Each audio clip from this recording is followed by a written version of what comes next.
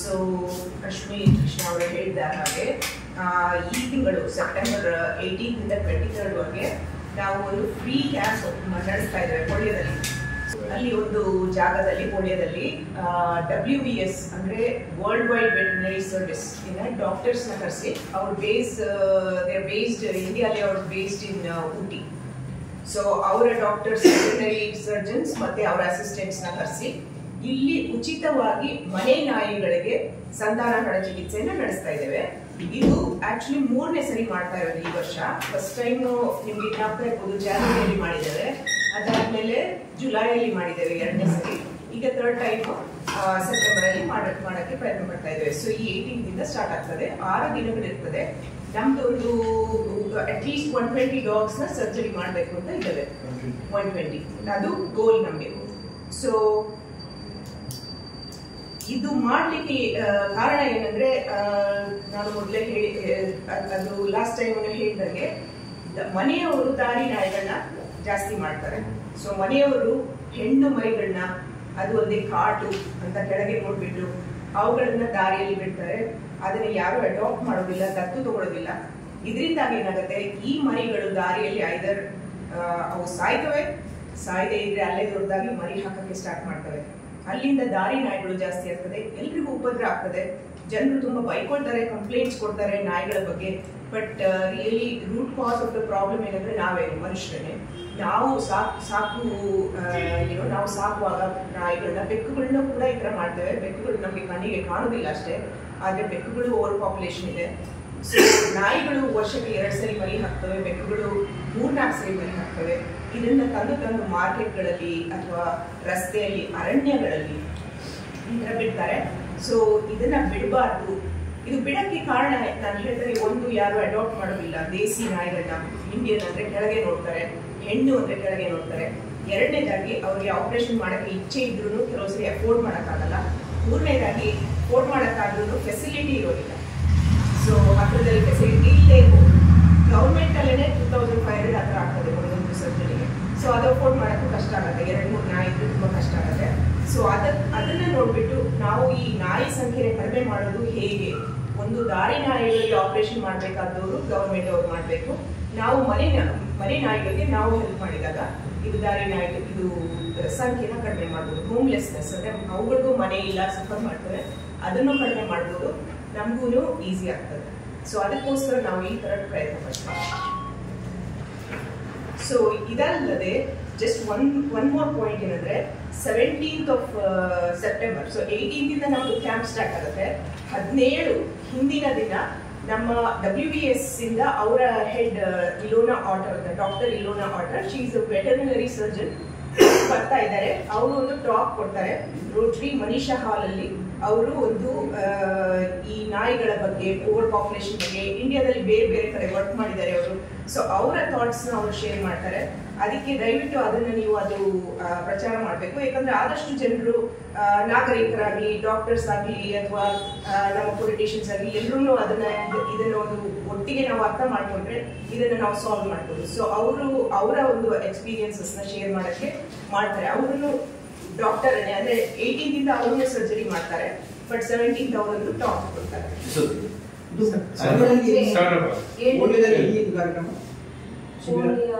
ಶಿಬಿರ ಇರೋದು ಪೋಳಿಯೋದಲ್ಲಿ ಕೃಷಿ ಕಾಂಪೌಂಡ್ ಅಂತ. ಗಣೇಶ್ ಕೇರ್ ಅವರ ಪಕ್ಕದ ನಮ್ಮ ಕೃಷಿ ಹೇಳ್ತೇವೆ. ಮತ್ತೆ after operation at least 1 to 2 days ನೋಡ್ಕೋಬೇಕು. ಇವಾಗ ಮನೆಯಲ್ಲಾದ್ರೆ ನಾವು ಸ್ಟಿಚಸ್ ನೋಡ್ತಾ ಇರ್ತೇವೆ, ಅದು ಹೇಗೆ ಊಟ ಮಾಡ್ತಾ ಇದೆ ನೋಡ್ತಾ ಇರ್ತೇವೆ, ತುಂಬಾ ಕೇರ್ ಇಲ್ಲ. ಆದ್ರೆ ಮನೆ ನಾಯಿ ಅಂದ್ರೆ ನಾವೊಂದು ಆಟೋಮ್ಯಾಟಿಕ್ಲಿ ಕೇರ್ ತಗೊಳ್ತೇವಲ್ಲ. ದಾರಿದಾದ್ರೆ you are obligated. So we should. ಪೋಳಿಯೋದಲ್ಲಿ ಕೃಷಿ ಕಾಂಪೌಂಡ್ ಅಂತ ಫ್ಯಾಕ್ಟರಿ ಇತ್ತಲ್ಲ, ಟೆಂಪಲ್ ಎದುರುಗಡೆ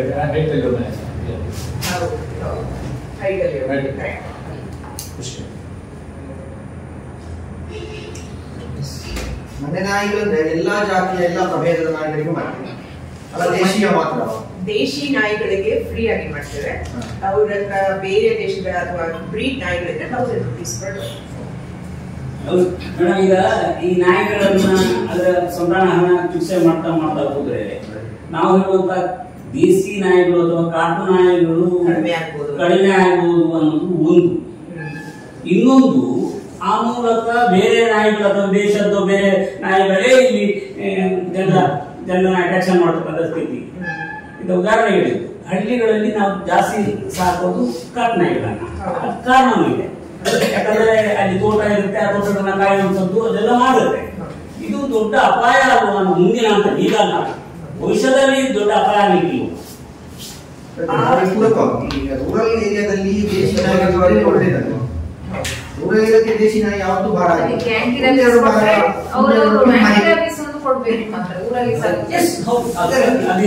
ಸಂತಾನದ ಗಟ್ಟಿದೆ, ಹಳ್ಳಿಗಳಲ್ಲಿ ಯಾಕಷ್ಟು ಇಲ್ಲ, ಬೇಟೆಯ ಗಟ್ಟಿ ಇದೆ. ರಿಯಾಲಿಟಿ ಏನಾಗಿದೆ ಅಂದ್ರೆ, ನಾವು 25-28 ವರ್ಷದಿಂದ ವರ್ಕ್ ಮಾಡ್ತಾ ಇದ್ದೀವಿ ಪ್ರಾಣಿದಯ ಸಂಘ, ಸೊ ಒಂದು ನಾವು ನೋಡಿದ್ರೆ ಯಾವತ್ತೂ ಕಡಿಮೆ ಆಗ್ತಾ ಇದೆ, ಕಂಪ್ಲೇಂಟ್ಸ್ ಜಾಸ್ತಿ ಆಗ್ತಾ ಇದೆ, ರೇಬೀಸ್ ಕೇಸ್ಗಳು ಜಾಸ್ತಿ ಆಗ್ತಾ ಇದೆ ಈ ದೇಶದಲ್ಲಿ. ಇವಾಗ ಇಂಡಿಯಾದಲ್ಲಿ highest number of rabies cases are in India in the entire world. Half the rabies cases are in India. ತುಂಬಾ ಸೀರಿಯಸ್ ಆಗಿ ಇಂಡಿಯಾಲೇ ಜಾಸ್ತಿ. ಯಾಕೆ? ದಾರಿ ಪ್ರಾಣಿಗಳಿಂದ, ನಾಯಿಗಳಿಂದ, ಈವನ್ ಅದರ್ ಬೆಕ್ಕುಗಳಿಂದ, ಬ್ಯಾಟ್ಸ್ ಇಂದೆಲ್ಲ ಬರ್ತದೆ, any hot blooded animal. But leading carrier of rabies ಈ ಕಂಟ್ರಿಯಲ್ಲಿ dogs. So ಅದನ್ನ ನೋಡಿದಾಗ ಆಮೇಲೆ ಎಷ್ಟು ಪ್ರಾಣಿಗಳು, ನಾವು ಎಲ್ಲಿ ಹೋದ್ರು ಹಳ್ಳಿಗಳಲ್ಲೂ ಅರಣ್ಯಗಳಲ್ಲೂ ಪ್ರಾಣಿಗಳು, ನಾಯಿಗಳನ್ನ ಬಿಡ್ತಾರೆ. ಅದು ಒಂದ್ ಸ್ವಲ್ಪ ನಮ್ಮ ಜವಾಬ್ದಾರಿ ಒಟ್ಟಿಗೆ ಏನಂದ್ರೆ ಅದು ಕಡಿಮೆ ಮಾಡೋದು. ನಮ್ಗೆ ಕಾಟು ನಾಯಿಗಳಂದ್ರೆ ತುಂಬಾ ಪ್ರೀತಿ, ಅದೇ ನಮ್ಗೆ, ಯಾಕಂದ್ರೆ ದಟ್ ಈಸ್ ದ ಆನ್ಸೆಸ್ಟರ್. ಇದು ಮೊದ್ಲಿಂದ ಅದು ಇಲ್ಲೇ ಇದ್ದ 10,000 ವರ್ಷಗಳಿಂದ ನಮ್ಗಿಂತ ಮುಂಚೆ ಇಲ್ಲಿದ್ದ ನಾಯಿಗಳು. So they have high immunity. Best ನಾಯಿಗಳಂದ್ರೆ ನಮ್ಮ ಲೋಕಲ್ ನಾಯಿಗಳು. ಎಲ್ಲಿ ಲೋಕಲ್, ಇವಾಗ ಹಿಮಾಲಯದಲ್ಲಿ ಲೋಕಲ್ ಬೇರೆ ಇರ್ತದೆ, ಇಲ್ಲಿ ಬೇರೆ ಇರ್ತದೆ, ಬಟ್ ದಿಸ್ ಲೋಕಲ್ ನಮ್ಗೆ ಬೆಸ್ಟ್. ಆದ್ರೆ ಅದನ್ನ ನಾವು ಕಾಪಾಡಲೇಬೇಕು. ಬಟ್ ಈಗ ಸದ್ಯಕ್ಕೆ ಏನಾಗಿದೆ ಅಂದ್ರೆ ಅದು ಓವರ್ ಪಾಪ್ಯುಲೇಷನ್ ಆಗಿದೆ. ಸೊ ಅದು ಪಾಪ್ಯುಲೇಷನ್ ಕಡಿಮೆ ಆಗುವಾಗ ಒಂದು ನಾವು ಏನ್ ಮಾಡ್ಬೇಕಂದ್ರೆ ವರ್ಷ ಸೆನ್ಸಸ್ ಮಾಡ್ಬೇಕು. ಪ್ರಾಣಿಗಳು ಎಷ್ಟು ನಾಯಿಗಳಿದೆ, ಎಷ್ಟು ದಾರಿಯಲ್ಲಿ ನಾಯಿಗಳಿದೆ, ಎಷ್ಟು ಮನೆಗಳಲ್ಲಿ ನಾಯಿ ಇದೆ, ಬೇಕಿದೆ, ಅದು ಸೆನ್ಸಸ್ ಮಾಡಿದಾಗ ನಮಗೆ ಟ್ರೆಂಡ್ ಗೊತ್ತಾಗ್ತದೆ. ಈಗ ಸದ್ಯಕ್ಕೆ ಸೆನ್ಸಸ್ ಮಾಡ್ತಾ ಇಲ್ಲ. ನಾವು ಅಲ್ಲಿ ಮಂಗಳೂರಲ್ಲಿ ಅರ್ಜಿ ಮಾಡಿದ್ದೇವೆ, ಸೆನ್ಸಸ್ ಮಾಡಬೇಕು. ಹೆಚ್ಚಾಗ್ತಾ ಇದೆ ಅಂತ ಹೇಗೆ ಹೇಳ್ತೀವಿ? ಹೆಚ್ಚಾಗ್ತಾ ಇದೆ ಅಂತ ಏನಕ್ಕಂದ್ರೆ, ನಾವು ದಿನಕ್ಕೆ ಅಟ್ಲೀಸ್ಟ್ 10 ಕಾಲ್ಸ್ ಅಥವಾ ಮೆಸೇಜಸ್ ನಮಗೆ ಬರೋದು, ಅಲ್ಲಿ ಮರಿ ಇದೆ, ಇಲ್ಲಿ ಮರಿ ಇದೆ, ಅಲ್ಲಿ ಬಿಟ್ಟಿದ್ದಾರೆ, ಇಲ್ಲಿ ಬಿಟ್ಟಿದ್ದಾರೆ. ಸೊ ನನ್ನ ಪ್ರಕಾರ ಮಂಗಳೂರಲ್ಲಿ ಹೆಚ್ಚಾಗ್ತಾ ಇಲ್ಲ, ಯಾಕಂದ್ರೆ ಅಲ್ಲಿ 10-15 ವರ್ಷದಿಂದ ನಾವು ದಾರಿ ನಾಯಿಗಳಿಗೆ ಚಿಕಿತ್ಸೆ ಮಾಡ್ತಾ ಇದ್ದೇವೆ. ಆದ್ರೆ ಮನೆಯವರು ತಂದು ಬಿಡೋದು ಕಡಿಮೆ ಆಗಿಲ್ಲ. ಮನೆಯವರು ಆಮೇಲೆ ಇನ್ನೊಂದು ಏನ್ ಮಾಡ್ತಾರೆ, ಬ್ರೀಡ್ ಕೂಡ ಅವರು 1-2 ವರ್ಷ ಆದ್ಮೇಲೆ ಬೀಸಾಕ್ತಾರೆ. ಮೊನ್ನೆ ಆ ಬ್ರೌನಿ ಕೇಸ್ ನೋಡಿದಿರಲ್ಲ, ಅದೊಂದು ಟ್ರಾಶ್ ಕ್ಯಾನಲ್ಲಿ ಕಳ್ಸಿ ಟ್ರಾಶ್, ಅದು ವೈರಲ್ ಆಗಿದೆ. ಯಾಕಂದ್ರೆ ಅದು ಬ್ರಾಡ್ ಡೇ ಲೈಟ್ ಅಲ್ಲಿ ಅವ್ರು ಮಾಡಿದ್ರು, ಯಾರೋ ವಿಡಿಯೋ ತೆಗೆದ್ರು, ನಮ್ಗೆ ಆಕ್ಚುಲಿ ಫಸ್ಟ್ ಕಳ್ಸಿದ್ರು, ನಾವು ವರ್ಕ್ ಮಾಡ್ತಾ ಇದ್ವಿ. ಆದ್ರೆ ಎಷ್ಟೊಂದ್ಸರಿ ರಾತ್ರಿ ಕಳಿಸ್ತಾರೆ, ಯಾರು ನೋಡದೆ ಇದ್ದಾಗ ತುಂಬಾ ಆಗ್ತದೆ. ಇದೊಂದು ಸಿಕ್ಕಿ ಬಿದ್ರಷ್ಟೇ, ಇಲ್ಲದ್ರೆ ಸಿಕ್ಕಿ ಬೀಳೋದಿಲ್ಲ. ಆಮೇಲೆ ಡಾಬಮೆಲ್ಲೂ ಮಿಸ್ ಆಗ್ತಾರೆ, ರೇಟ್ ಡೇನು ನಮ್ಗೆ ಸಿಗ್ತದೆ, ಎಲ್ಲಾನು ಸಿಗ್ತದೆ. ಆಮೇಲೆ ಕಾಟು ನಾಯಿಗಳಂತೂ ಮಾರ್ಕೆಟ್ ಅಲ್ಲಿ ನಮ್ಗೆ ಊಟ ಹಾಕಿ ಎಲ್ಲ ಕಡೆ ನೋಡ್ಕೊಂಡು ಅಡಾಪ್ಷನ್ ಕ್ಯಾಂಪ್ಸ್ ಮಾಡ್ತೇವೆ. ವರ್ಷಕ್ಕೆ 10-12 ಸರಿ ಅಡಾಪ್ಷನ್ ಕ್ಯಾಂಪ್ಸ್ ಮಾಡ್ತೇವೆ, ನಾಯಿಗಳನ್ನೆಲ್ಲ ದತ್ತು ಕೊಡುವಂಥದ್ದು ಫ್ರೀಯಾಗಿ.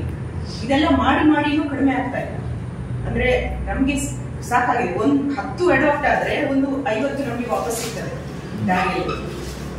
ಸೊ ಅದು ರಿಯಾಲಿಟಿ ನಮ್ಗೆ ಗೊತ್ತಿರೋದ್ರಿಂದ ನಾವು ಹೇಳೋದು, ಇದಕ್ಕೆ ನಾವು ಕಡಿಮೆ ಮಾಡ್ಬೇಕು, ಇದರ ದಾರಿಯಲ್ಲಿ ಬಿಡಬಾರ್ದು, ಬೇರೆಯವ್ರಿಗೆ ಎಲ್ರಿಗೂ ತೊಂದರೆ ಆಗ್ತದೆ. ಸೊ ಕಂಪ್ಲೇಂಟ್ಸ್ ಕೂಡ, ನಾವು ಪ್ರಾಣಿದಯ ಸಂಘ ಅಂದ ತಕ್ಷಣ ತುಂಬಾ ಕಂಪ್ಲೇಂಟ್ಸ್ ಬರ್ತದೆ. ಫಸ್ಟ್ ಆಫ್ ಆಲ್ ಮೇಯರ್ ಅವ್ರಿಗೆ, MCC ಮುನ್ಸಿಪಾಲಿಟಿ ಅವ್ರಿಗೆಲ್ಲ ತುಂಬಾ ಕಂಪ್ಲೇಂಟ್ಸ್ ಬರ್ತದೆ ನಾಯಿಗಳ ಬಗ್ಗೆ. ಕಚ್ತಾ ಇದೆ, ಚಪ್ಪಲಿ ತಗೊಂಡು ಹೋಗ್ತಾ ಇದೆ, ಕೋಳಿ ತಿಂತಾ ಇದೆ, ಸ್ಕೂಟರ್ ಓಡಿಸ್ತದೆ, rabies cases which are much more serious. ಎಲ್ಲ ತರದ ಕಂಪ್ಲೇಂಟ್ಸ್ ಅವ್ರಿಗೆ ಬರ್ತದೆ, ನಮಗೂ ಬರ್ತದೆ, ಅವ್ರು ನಮಗೆ ಟ್ರಾನ್ಸ್ಫರ್ ಮಾಡ್ತಾರೆ, ಈ ತರ ಆಗಿದೆ, ಆ ತರ ಆಗಿದೆ. ಸೊ ಇದು ಎಂಡ್ಲೆಸ್ ನೋಡಿ ನಮ್ಗೆ what is the solution? Somebody has to think about a solution along. So ಸಂತಾನಹರಣ ಚಿಕಿತ್ಸೆಯಿಂದ ಸಂತಾನಹರಣ ಚಿಕಿತ್ಸೆ ಮಾಡಿದಾಗ ನಾವು ಆಂಟಿ ರೇಬೀಸ್ ವ್ಯಾಕ್ಸಿನೇಷನ್ ಕೂಡ ಕೊಡ್ತೇವೆ. ಸೊ ಅದು ಕೊಟ್ಟಾಗ ಅದು 1 ವರ್ಷ. ಆಮೇಲೆ ಏನ್ ಮಾಡ್ಬೇಕಂದ್ರೆ every year you have to catch and give anti rabies. So ಆ ತರ ಮಾಡಿ ನಾವು ರೇಬೀಸ್ ಕಡಿಮೆ ಮಾಡಬಹುದು. ಆಮೇಲೆ ಸಂತಾನನು ದಾರಿಯಲ್ಲಿರೋದು. ಈಗ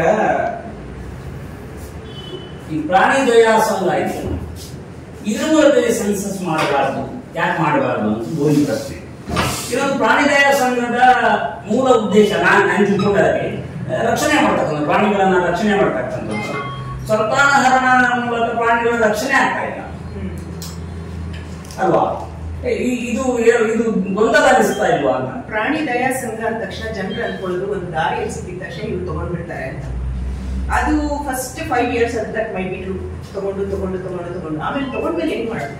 ಯಾರು ನೋಡ್ಕೊಳ್ತಾರೆ, ಯಾರು ಊಟ ಹಾಕ್ತಾರೆ, ಯಾರು ಅದಕ್ಕೆ ಸಡನ್ ಆಗಿ ಪಾರ್ವೋ ಡಿಸ್ಟೆಂಪರ್ ಎಲ್ಲ ಒಂದಕ್ಕೊಂದು ಬಂದ್ರೆ ಇದು ಡ್ರಿಪ್ಸ್ ಹಾಕಿ ಇಡ್ತಾರೆ, ಯಾರು ಅದನ್ನ ಅಡಾಪ್ಟ್ ಮಾಡಿಸ್ತಾರೆ, ಅದು ದೊಡ್ಡದಾದಾಗ ಯಾರು ಎಲ್ಲಿಗೆ ಹೋಗ್ತದೆ? ಯಾಕಂದ್ರೆ ಯಾರಿಗೆ ಕೊಡೋದು? ಯಾಕಂದ್ರೆ ಬರ್ತಾನೆ ಇರ್ತದೆ, ಸಪ್ಲೈ ಇದೆ. ಬರ್ತಾನೆ ದಿನಕ್ಕೆ ನೀವು 50 ಅಡ್ಮಿಟ್ ಮಾಡ್ತಾನೆ ಇದ್ರೆ ಎಷ್ಟು ನೀವು ಕಲೆಕ್ಟ್ ಮಾಡ್ತೀರಾ? ನಿಮ್ಮ ಹತ್ರ ಒಂದು 10 acre ಪ್ರಾಪರ್ಟಿ ಇದ್ರು ಆ 10 acre ಫುಲ್ ಆಗ್ತದೆ. ವಿತಿನ್ 1 year ನಿಮ್ಗೆ 1,000 ಇಟ್ಕೊಂಡಿರ್ತೀರಾ. ಅದಕ್ಕೆ ಊಟ ಹಾಕೋಕೆ ದಿನಕ್ಕೆ 1 ಲಕ್ಷ ಬೇಕು.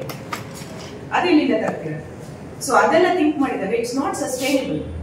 ಇರೋದನ್ನೆಲ್ಲ ತಗೊಂಡು ನಾನು ಸಾಕ್ತೇನೆ ಅಂದ್ರೆ ಅವ್ರು ಆಯ್ತು ತಗೊಳ್ಳಿ, ಇನ್ನೊಂದು 6 ತಿಂಗಳಲ್ಲಿ ಬೇಕಾದ ತಂದ್ಕೊಡ್ತೇನೆ.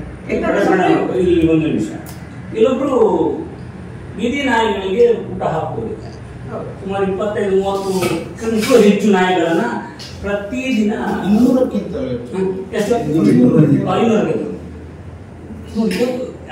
ಅದರ ಅರ್ಥ ಅಂದ್ರೆ ನಾಯಿಯನ್ನು ಪ್ರೀತಿಸೋರಿದ್ದಾರೆ, ನಾಯಿಯನ್ನು ರಕ್ಷಣೆ ಮಾಡ್ಕೊಳ್ಳುವಂತವರಿದ್ದಾರೆ.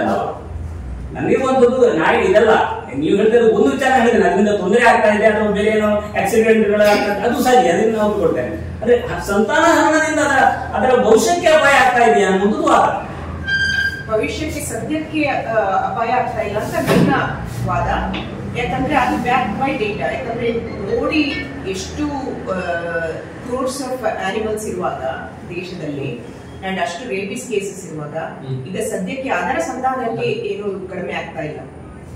ಸೊ ಅದನ್ನ ನಾವು ಕ್ಲಿಯರ್ ಆಗಿ ಇಷ್ಟು ಮಾಡ್ತಾ ಇದ್ದೇವೆ, ಎಷ್ಟು ಕಡಿಮೆ ಆಯ್ತು, ಎಷ್ಟು ಇದು ಎಕ್ಸ್ಟಿಂಕ್ಟ್ ಆಗ್ತಾ ಇದೆಯಾ ಅದನ್ನ ನೋಡೋದು ನಮ್ಮ ಜವಾಬ್ದಾರಿ. ಈಗ ಸದ್ಯಕ್ಕೆ ಎಕ್ಸ್ಟಿಂಕ್ಷನ್ ಆಗ್ತಾ ಇಲ್ಲ. ಈ ಸಂತಾನ ಹರಣಿಕೆ ನಿಮ್ಮ ಮೂಲಕ ಎಷ್ಟು ವರ್ಷ ಆಗ್ತದೆ? ಸೊ ನಮ್ಮ ಮೂಲಕ ಅಂದ್ರೆ ಅನಿಮಲ್ ಕೇರ್ ಟ್ರಸ್ಟ್ ಮೂಲಕ ಶಕ್ತಿನಗರ. ಅದು ಮತ್ತೆ ನಿಮ್ಮ ಮಧ್ವರಾಜ್ ಅವರು ಸೊ ಅವರು ಮಣಿಪಾಲ ಮಲ್ಪೆ ಸಂಸ್ಥೆ, ಅವರು ಒಂದು 3-4 ವರ್ಷದಿಂದ ಸ್ಟಾರ್ಟ್ ಮಾಡಿದ್ದಾರೆ. ಆಮೇಲೆ ಅನಿಮಲ್ ಕೇರ್ ಟ್ರಸ್ಟ್ ಅವರು 2005-2006 ಇಂದ ದಾರಿ ನಾಯಿಗಳಿಗೆ, ಮನೆ ನಾಯಿಗಳಿಗೆಲ್ಲ ದಾರಿ ನಾಯಿಗಳಿಗೆ ಮಾಡ್ಕೊಂಡು ಹೋಗ್ತಾ ಇದ್ದಾರೆ. ಮಧ್ವರಾಜ್ ಮೂಲಕ ನಾನು ಮತ್ತೆ animal care trust last year involve ಆಗಿದೆ. 1 ವರ್ಷದಲ್ಲಿ ಇದು ಮನೆಯವರಿಗೆ ಮಾಡುವ ಅಂತ ಹೇಳ್ಬಿಟ್ಟು ಅದನ್ನ ಸ್ಟಾರ್ಟ್ ಮಾಡಿದ್ವಿ. ಯಾಕಂದ್ರೆ ದಾರಿದು ಒಂದೇ ಸಾಕ್ತಾ ಇಲ್ಲ, ಇದು ಸಾಲ್ತಾ ಇಲ್ಲ, ಮನೆಯದು ಮಾಡ್ಬೇಕು ಅಂತ ಲಾಸ್ಟ್ ಇಯರ್ ಸ್ಟಾರ್ಟ್ ಮಾಡಿದ್ವಿ. ನಾನು ಒಂದು ಪ್ರಶ್ನೆ ಉತ್ತರ ಕೊಡ್ಲಿಲ್ಲ. ನೀವು ಸೆನ್ಸಸ್ ಯಾಕೆ ನೀವೇ ಮಾಡ್ತಾರೆ? ಸೊ ಸೆನ್ಸಸ್ ಇವಾಗ ಆನಿಮಲ್ ಕೇರ್ ಟ್ರಸ್ಟ್ ಮೂಲಕ ನಾವು ಗವರ್ಮೆಂಟ್ ಅವ್ರ ಹತ್ರ ಕೇಳ್ಕೊಟ್ವಿ ಸೆನ್ಸಸ್ ಮಾಡಿ. ಅವರು ಒಪ್ಪಿದ್ದಾರೆ.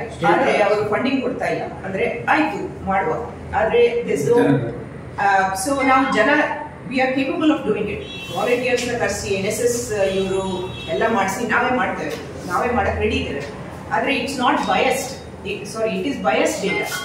ಇವಾಗ ನಾವೇ ಆಪರೇಷನ್ ಮಾಡ್ತಾ ಇದ್ದೇವೆ, ನಾವೇ ಸೆನ್ಸಸ್ ಮಾಡೋದಂತೆ, ಆಮೇಲೆ ಎಲ್ರಿಗೂ ತೋರಿಸಿದಂತೆ ನೋಡಿ ಕಡಿಮೆ ಆಯ್ತು. ಸೊ ಯಾರು ಕನ್ಸೆನ್ಸಸ್ ಮಾಡ್ಬೇಕಂದ್ರೆ ಬೇರೆಯವ್ರು ಥರ್ಡ್ ಪಾರ್ಟಿ. ಇವಾಗ ನಾವು ಆಪರೇಷನ್ ಮಾಡ್ತಾ ಇದ್ರೆ ನಾನು ಸುಮ್ಮನೆ ನಿಮ್ಗೆ ಹೇಳ್ಬೋದು ನಮ್ಮಿಂದಾಗಿ ಕಡಿಮೆ ಆಗ್ತಾ ಇದೆ ಅಂತ. ಐ ಕೆನಾಟ್ ಬಿ ದ ಗೋಲಿ ಅಲ್ವಾ? ಸೊ ಯಾರೋ ಒಬ್ರು ಅವರು ಸೆನ್ಸಸ್ ಮಾಡ್ಬಿಟ್ಟು ಆಯ್ತು ನೀವು ಈ ತರ ಮಾಡ್ತಾ ಇದ್ದೀರಾ, trend is going down.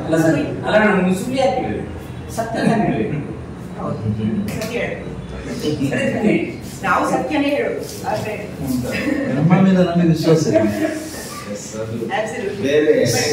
But integrity ಇರ್ಬೇಕಲ್ಲ ಸಿಸ್ಟಮ್, ಅದಕ್ಕೆ ಒಂದು ಇಂಟೆಗ್ರಿಟಿ ಇರ್ಬೇಕು. So that has to be maintain. ಅದಕ್ಕೆ ನಮ್ಮ ಪರ್ಸ್ಪೆಕ್ಟಿವ್ ಸ್ವಲ್ಪ ಡಿಫ್ರೆಂಟ್ ಇರ್ತದೆ. ನಿಮ್ಮ ಬೀದಿಯಲ್ಲಿ ನೀವು ಹೇಳ್ಬೋದು 2 ಉಂಟು, ಆದ್ರೆ ನಮ್ಗೆ ಫುಲ್ಲು ವ್ಯೂ ಕಾಣ್ತದೆ. ಅಂದ್ರೆ ವ್ಯೂ ಹೇಗೆ ಕಾಣ್ತದೆ ಅಂದ್ರೆ ಕಾಲ್ಸ್ ಬರೋದ್ರಿಂದ ಜನರು ನಮ್ಮ ಅಲ್ಲಿ ಒಂದು ಸತ್ತೋಯ್ತು ನೋಡಿ ಮೇಡಮ್, ಇದ್ರೊಳಗೆ ಆಟೋದ ಕೆಳಗೆ ಸತ್ತೋಯ್ತು, ಇಲ್ಲಿ ಒಂದು ಸ್ಪೈನಲ್ ಇಂಜುರಿ ಆಗಿದೆ. ಇವಾಗ ದೇವಸ್ಥಾನದ ಹತ್ರ ನೋಡಿ 15-20 ಜಾಸ್ತಿ ಆಗ್ತಾನೆ ಇದೆ. ಆಮೇಲೆ ಮೊನ್ನೆ ಒಬ್ರು ವಿಷ ಹಾಕಿ ಸಾಯಿಸಿದ್ರು ದೊಡ್ಡ ನಾಯಿಗಳನ್ನ. ಅದು ಆಪರೇಷನ್ ಆಗಿರಲಿಲ್ಲ, ಬಟ್ ಕೆಲವು ಇನ್ನೊಂದು ಲಾಸ್ಟ್ ಟೈಮ್ ಆಪರೇಷನ್ ಮಾಡಿದ್ದು ಯಾರೋ ಸಾಯಿಸಿದ್ರು ಪಡೀಲ. ಸೊ ಜನರಿಗೆ ಇಂಟಾಲರೆನ್ಸ್ ಇಲ್ಲ ಪುತ್ತೂರು ಪಡಿ ಹೌದು. ನಾವು ಇಮಿಡಿಯೇಟ್ ಶಕ್ತಿನಗರಕ್ಕೆ ಹೋಗಿ ಒಂದು ಉಳಿತು, ಹೇಗೋ ಉಳಿಸಿದ್ವಿ, ವಾಪಸ್ ತಂದು ವಿಷ ಹಾಕಿದ್ವಿ.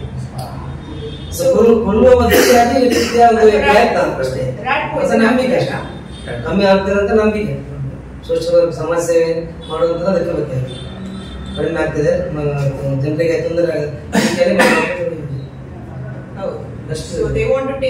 ಇದು matter in their own hands. So ಅವ್ರು ಹೇಳ್ತಾರೆ ಯಾರು ಏನು ಮಾಡ್ತಾ ಇಲ್ಲ, ಗವರ್ಮೆಂಟ್ ನಮ್ಮನ್ನು ಕೇಳ್ತಾ ಇಲ್ಲ, ತುಂಬಾ ಜಾಸ್ತಿ ಆಗಿದೆ, ಇಂದ ನನ್ನ ಮಕ್ಕಳು ಓಡಾಡಕ್ಕಾಗಲ್ಲ, ಬೇರೆ ಬೇರೆ ಪ್ರಾಬ್ಲಮ್ಸ್ ಇರುತ್ತೆ.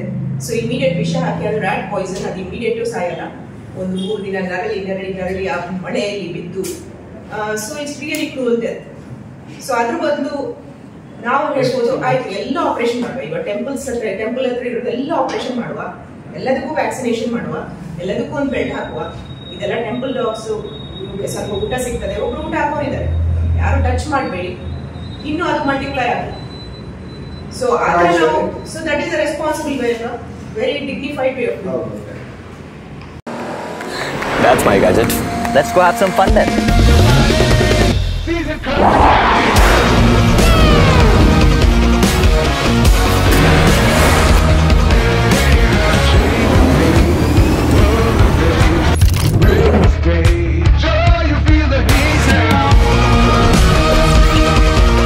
Introducing the hot and techy Brezza SCNG. Cool new SCNG tech for a cool new generation.